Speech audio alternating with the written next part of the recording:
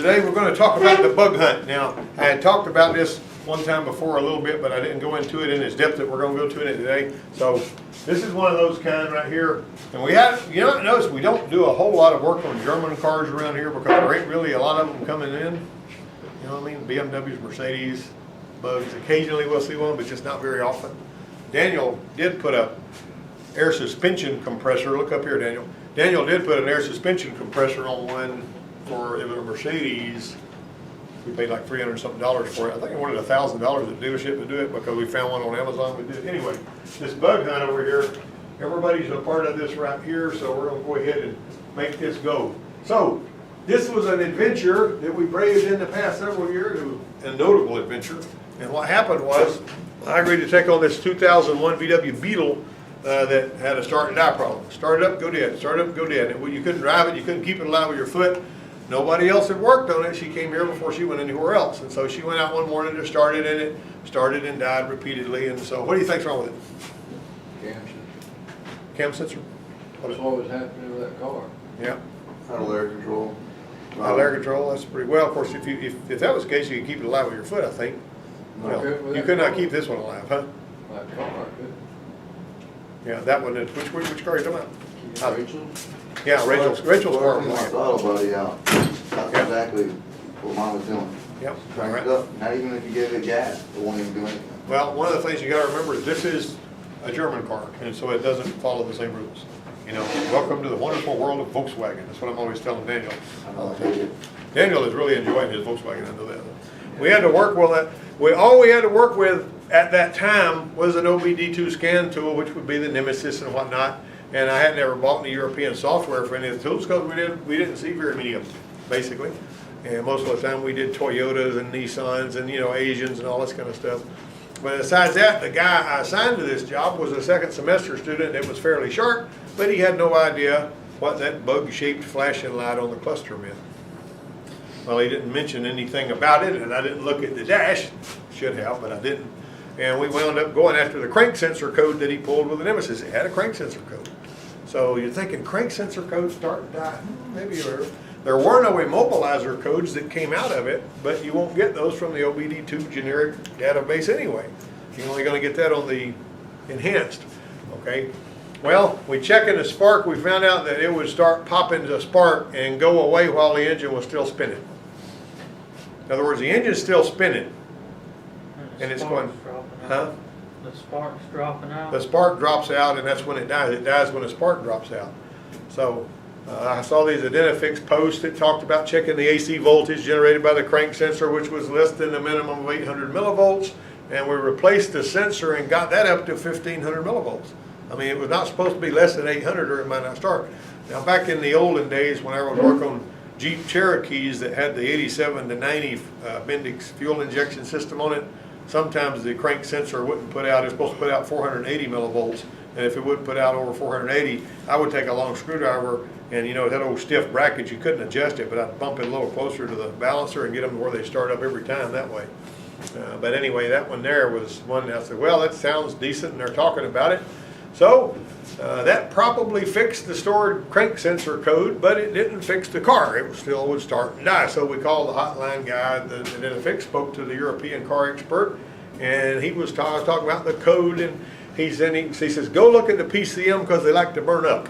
And he said if the PCM was destroyed, you could take it out of there and look at into the cluster, the circuit board, and it would be destroyed and all that. So I did that, and you know, that didn't go anywhere. It looked just fine. It's under the top dash panel right behind the instrument cluster, and we did that, but we couldn't really see anything wrong. I said, well, maybe you could have something wrong with it that you couldn't see, right?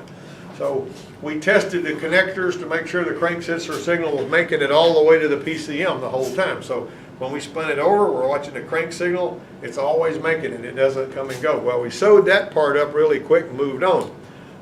So you don't want to just throw a PCM at one whenever you hadn't tested. Now Dustin and I pretty well, I think, isolated Gene's problem on his truck as a PCM that won't read the oxygen sensor as anything but a flat line, even though the sensor is putting out a good signal. But I says, do you think this might be immobilizer related?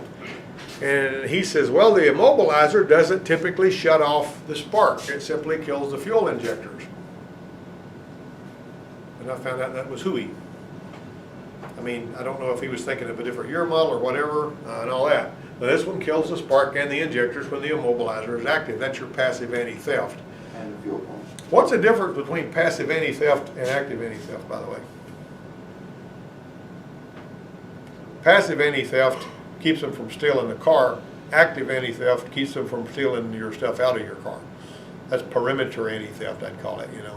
Basically, when they open the doors, you go honk, honk, honk, honk, or something like that, you know, blinks the lights and all that. All right, so we recognized the flashing bug key light for what it was. I called Mike, which is a guy over here at a shop across town. He had the fancy Snap-on box that has all the bells and whistles. And he did get immobilizer-related codes. He couldn't talk to the instrument cluster at all. Okay, so since this was a quid pro quo deal, what's a quid pro quo deal? That's right. Huh? What is it? Anybody know? This for that. This for that, favor for a favor. You help me, I'll help you, you know, sometime like that. And he heads back to his shop, and in the Snap-on tester's defense, you know, I said, I found out later that if you don't have a battery charger on there, and those daytime running lights are on, and the battery voltage goes below a certain level, the cluster won't talk anyway. Even if the car's still got enough juice to spin over a little bit, you won't get any talk from the cluster unless you got a battery charger on it. So I put my $550 ripple-free Midtronics battery charger on there that I use when we're flashing engine controllers to keep the thing charged up the whole time, right? Okay, the PCM would talk, the cluster wouldn't, even at that low voltage, so they got different thresholds for that. Well, I like to use the Midtronics charger on that, just like I said right here, and then I call this big gunner that sold me the charger, Joey Henrik, of AE Tools. He knows, if he doesn't know it, he can find somebody that does, and he's really sharp. If you buy tools from him, his tech support's free. He and I met in Massachusetts at Craig Van Battenberg's hybrid training course. But Joey told me 3 very important pieces of information about the Beetle. He was really familiar with these. He said the best tool to talk to the VW the right way is the VAGCOM from Rostex through a special OBD2 cable connected to a PC. He happened to have that cable in stock, and so he sent me one. And that was after pulling the codes. The problem turned out, if it turned out to be an immobilizer problem though, this is point number 2, you're going to be out of business if you can't hack the 4-digit pin from the cluster, which is needed for programming a new key or a cluster if you have to get a cluster. He had a tool for that too. Well, the cluster, he said, is usually the problem. I said put frequently on this thing, but it's usually the problem, and a replacement cluster would be the wisest first choice. All right. Now, this was the initial screen message that we got with the tool. We got power. Now you look right here, you got to pay attention to what's in this little part of the thing up here. Engine fault codes. You're going to see something different up there in a minute. All right.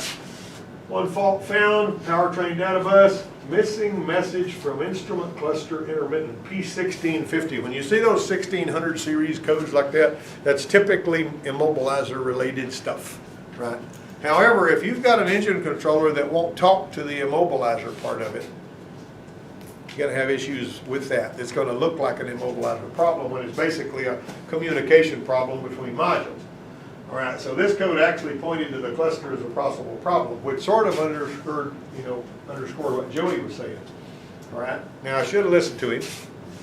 It turned out to be the cluster, but we had a lot of fun before we got to the cluster, right?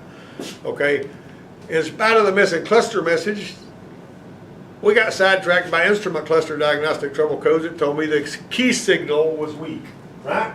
It says immobilizer pickup coil, which is that little halo thing around there that grabs the code from the key, and it said the signal was too low from the key. I'm thinking, well, the cluster is awake and it's able to tell me things, and it's able to tell me that it can't see the key, so maybe I got a key problem. Can you understand my line of thinking? It's telling me there's a problem. Maybe the immobilizer antenna is lousy, because I have seen that on Ford Explorers, where that little $19 antenna that slides in there and goes around the cluster, goes around the lock cylinder, will basically go south, and then you'll be trying to start it and it'll blink, blink, blink, blink and all that. All you have to do is put one of those on there. You don't even have to reprogram anything, and we've had to change those here. Anyway, after we started the car is when we got these. After we tried to start the car. And that led me astray. I kept assuming the key was a problem. Had them fetch me a new key from the dealer, because you just about got to have 2 keys. Maybe this key's bad. We'll try another one. Well, We had an immobilizer problem because the cluster was complaining it couldn't see the key. The pickup coil seemed like a logical possibility. It receives and transmits the code. And as we used this VAGCOM, we discovered that while this 2001 Beetle had a serial number beyond the 430,000 VIN threshold, it separates Immobilizer 2 from Immobilizer 3 platforms. It was outfitted with Immobilizer 2, which made no sense at all. You know what I mean? This one with that serial number should have had Immobilizer 3 on it, which has got slightly different rules it goes by. But this one here had that. So, at the same time, we got these codes from the engine controller, which muddied our thinking even further. Looking at the engine again. Engine start blocked by Immobilizer. Internal control module. Powertrain data bus. Now the internal control module typically means that you run low on juice. And it does a, it's telling you that, hey, I've lost my memory here for a little while. You'll get that on a lot of vehicles. And then you got your 18058 powertrain data bus missing message from instrument cluster. Intermittent. Well, intermittent doesn't mean it's necessarily bad, it just means that sometimes it doesn't see it, which means it should start sometimes, right? Okay, so I had them give me another key. They got it from Pensacola, Florida, VW dealer for $60. They cut it to fit the car. And I made the discovery during the wait for the key that it was an MO2 system in spite of the serial number. So I called Pensacola VW and I said, will this key work on an MO2 if that's what this car has, right? And he said it'll work on either one because both part numbers were now the same. Both part numbers in the parts catalog are the same for MO2 or MO3, Immobilizer 2 or 3. So one of Hendrick's sources that he was talking to says, no, those keys won't interchange. Well, this is causing me more grief because I don't know if I've got a key that's even compatible or not. So his source must have had old data because, Joey says, well, the VW dealer's probably right about that, But anyway, the VW dealer turned out to be right in the end, but my doubts drove me to get a 2001 Beetle steering column complete with a chipped switchblade key from the salvage yard. He didn't charge me very much for it. And I was trying to cover all my bases the way that I usually think. Once again, Volkswagens are different. They don't think the same way that everybody else does, right? I mean, everything they do is weird, okay? I need the second more expensive cable and dongle package to receive the instrument cluster pin. And I said, I'd kind of like to have that myself. So I sent Joey $600. I paid for that one. And I got me that other cable so I could hack the VIN out of these instrument clusters. You know what I mean? So I gave him my credit card number and he zipped it out to me via FedEx. Okay, so this is what that screen looks like. VAG Taco 50 USB to KCAN interface connected. Connected Magneti Marinelli new Beetle before 2000. See, it knows things. All right. And then it gives me, go ahead, seek mileage record, unable to find mileage record, read pin code first. And see, it's got all these buttons down here, read pin and all that. Okay. Using the second cable we got, I plugged in the dongle, it loaded the software with some remote help from Hendrick's Guide AE Tools, proceeded to retrieve the cluster's pin number, which turned out to be 2886. Only way you can get it. And from what he was saying, Volkswagen, when you go over there, they actually have to get it from Germany. But I guess, some of these people from Russia have figured out ways to hack that. I don't know. But one way or another, I use the Rostec software, which is tricky to use, but there's videos on Rostec's website to erase all the pre-existing keys and reprogram the new one. It wouldn't work. So I ordered a cluster from the salvage yard for $125, and I smacked myself for not listening to Joey to begin with. See, we're back where we should have started to start with. With the cluster on its way, I installed the used ignition lock cylinder from the salvage yard column, thinking the antenna on the original lock cylinder might be an issue too. So an attempt to program the used key and cylinder to the original cluster was a failure, and now neither of the other keys would fit. Oh, we got a big problem here, right?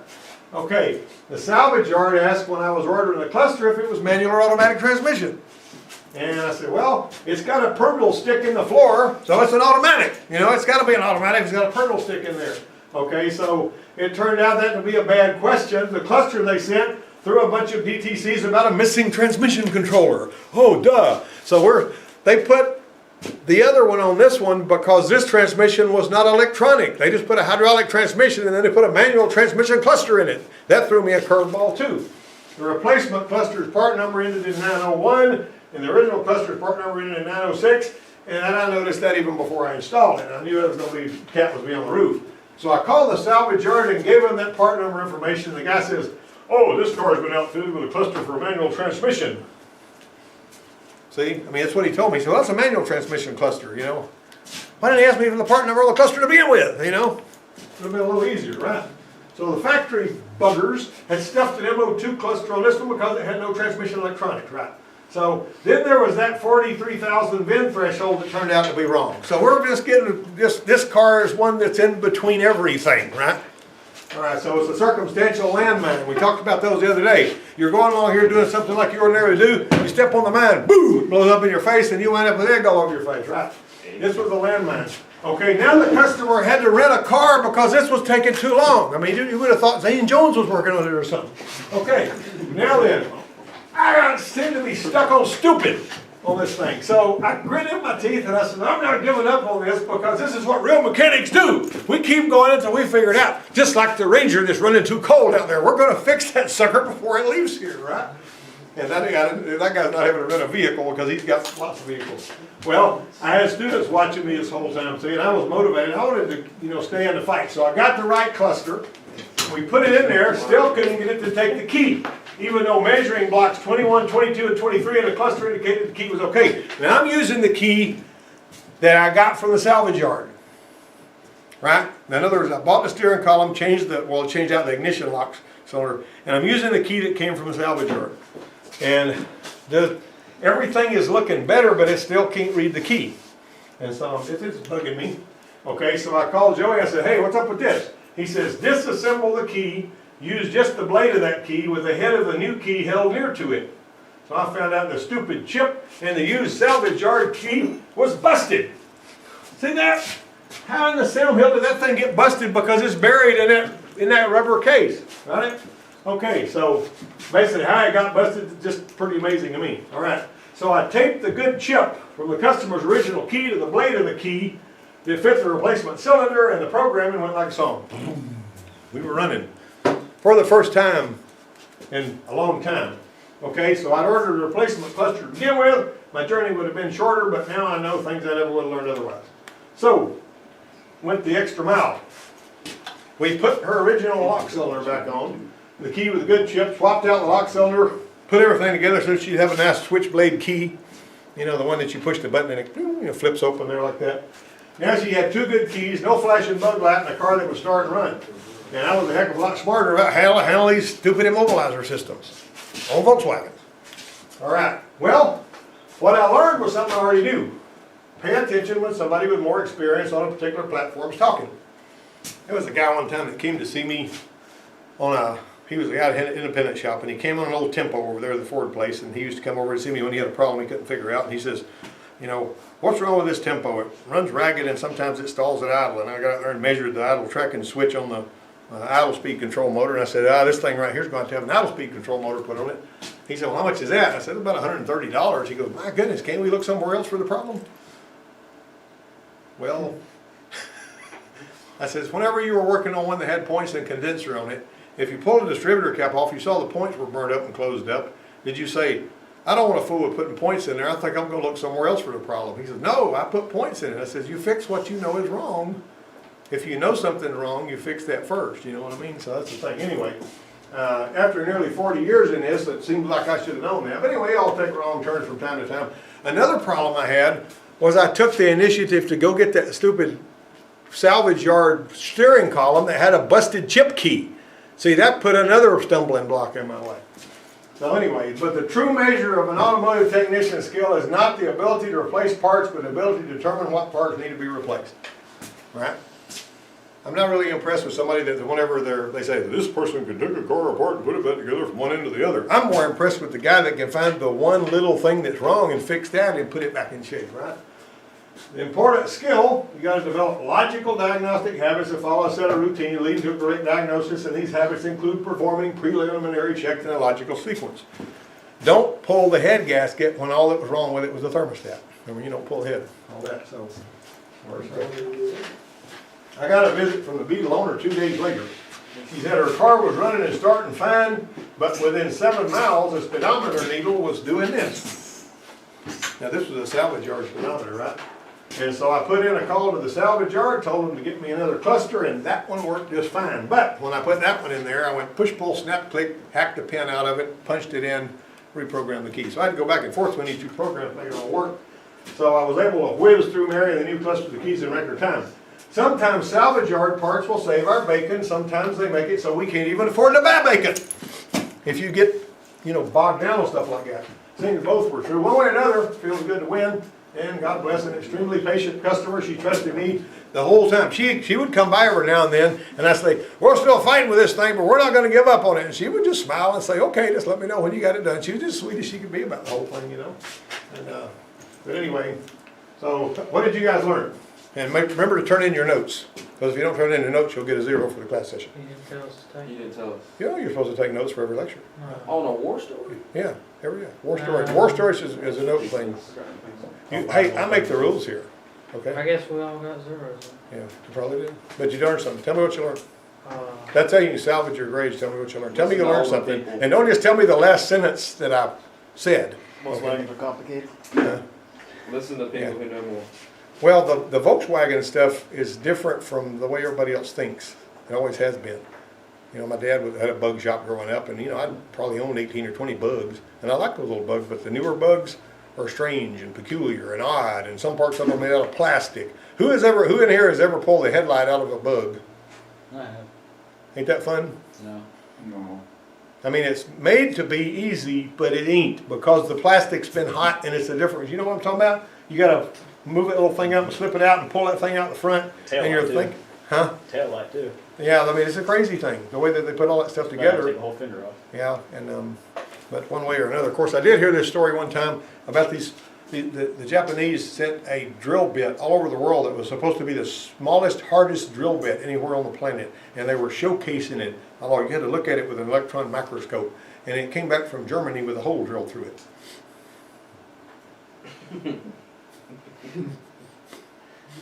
That meant they had a smaller, harder drill bit than that one. But anyway, that was I've heard it the other way. I've heard Japan did it to Germany or whatever. It's just a funny thing. But anyway, I hope you picked up something off that. As a matter of fact, when this one here was published in Motor Age, there was somebody that was from way off up north somewhere sent me an actual personal little handwritten note, talking about this little story and how much they enjoyed it and everything. And so I figured you guys would have fun with this, and so I wanted to